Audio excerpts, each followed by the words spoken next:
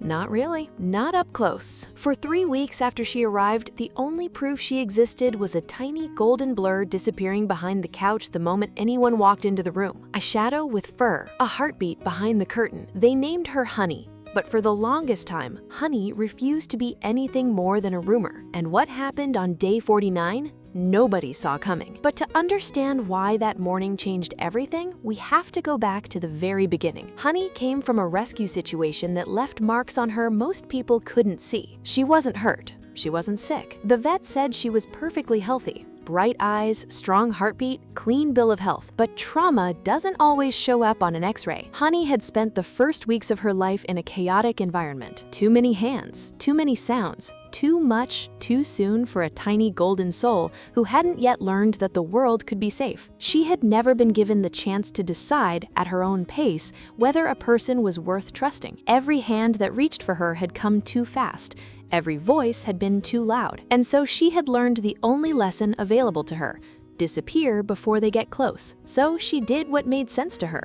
She disappeared. The family, Sarah, her husband Daniel, and their 7-year-old daughter Emma, had adopted Honey with the best intentions. Emma had wanted a cat for 2 years. She had promised to be gentle. She had promised to be patient. But even Emma, with all her 7-year-old enthusiasm contained into careful whispers and slow movements, was too much for Honey. Day 1, Honey vanished under the bed.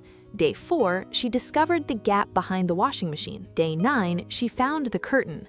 That became her favorite spot. She would sit perfectly still behind the floor-length curtain in the living room, her small golden body pressed flat against the wall, watching the family through the thin gap at the edge of the fabric. The gap was maybe 2 inches, but from behind it, she could see everything: the kitchen, the couch, Emma doing homework at the coffee table, Daniel cooking dinner badly, and Sarah trying not to laugh about it.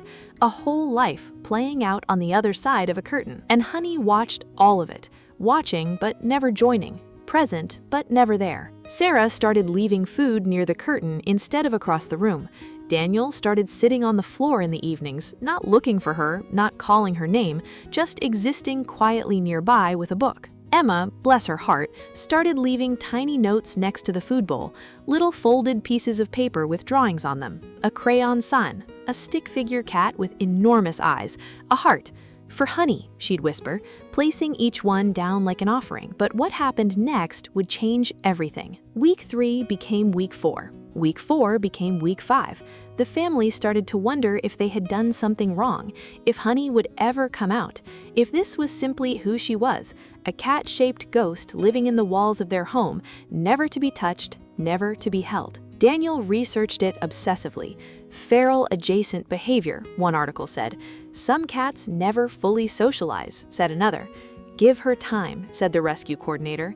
Time started to feel like a word without a bottom. Little did they know, this was only the beginning. Day 41. Sarah was sitting on the kitchen floor drinking her morning coffee, back against the cabinet, eyes half closed. She hadn't planned it. She wasn't trying a new technique. She was just tired. And in that tiredness, she stopped performing calm. She stopped being carefully, deliberately non-threatening. She just sat there, eyes not scanning the room, body not angled strategically. Just a woman, her coffee, and the early morning silence. She almost missed it. A tiny golden face had appeared at the edge of the curtain. Not the full body, just the face. Those enormous blue-gray eyes watching her with the intense, unblinking focus that only a cat or a philosopher can sustain.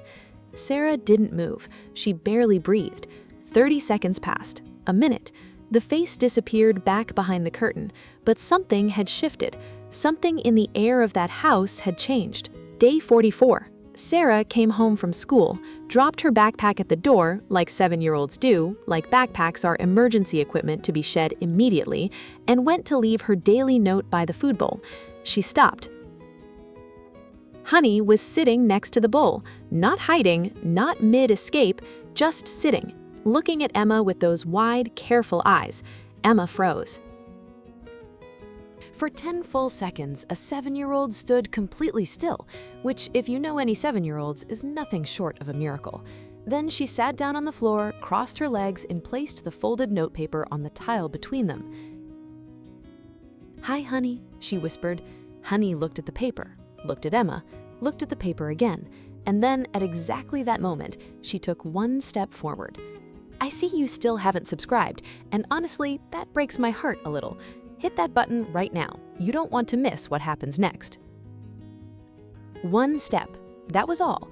But that one step was everything, because Honey had spent 44 days teaching herself that forward was dangerous, that closer meant overwhelmed, that the gap between herself and the world was the only safe place she knew, and she chose to close it anyway. For Emma, for a crayon sun and a stick figure and a heart left on the floor every single day for 6 weeks. Over the next 4 days, Honey took more steps. Toward Emma first, then toward Sarah, then cautiously toward Daniel, who had been sitting on the floor with his book every night without asking for anything in return. She didn't let them touch her yet, but she stayed in the room. She watched from 3 feet away instead of from behind the curtain. She ate her dinner while they ate theirs. She was learning that existing in the same space as people didn't mean disappearing. And then came day 49. It was early morning again, Sarah on the kitchen floor, coffee in hand, back against the cabinet, the same routine that had started everything. She heard the soft pad of tiny paws on tile. She kept her eyes forward. She felt it before she saw it, a small, warm weight pressing against her leg. She looked down slowly. Honey was sitting against her calf. Not on her lap, not demanding anything, just there, leaning in, choosing contact for the first time in 49 days. Sarah didn't move for a very long time. She sat on that kitchen floor until her coffee went cold and her back ached, and the morning light shifted across the tiles. Because some moments you don't rush, some moments you just hold. That was 3 months ago. Today, Honey sleeps on Emma's pillow every night. She greets Daniel at the door when he comes home from work. She sits on the bathroom counter and supervises Sarah's morning routine with an expression of mild judgment that is frankly very funny. She is not the cat she was on day 1. She is not the ghost behind the curtain. She is loud and present and opinionated and occasionally very rude about the quality of her breakfast. She is, in every possible way, home. The notes Emma used to leave by the food bowl are still there. Sarah framed them. They hang in the hallway now. 3 small crayon drawings in a white frame. A sun, a cat with enormous eyes, a heart.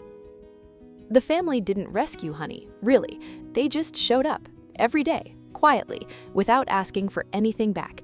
And eventually, Honey decided that was enough reason to stay. Maybe she was never hiding. Maybe she was just watching long enough to make sure it was safe to be seen. Would you have kept leaving notes on the floor every day with no sign she was listening, or would you have given up? Tell me in the comments.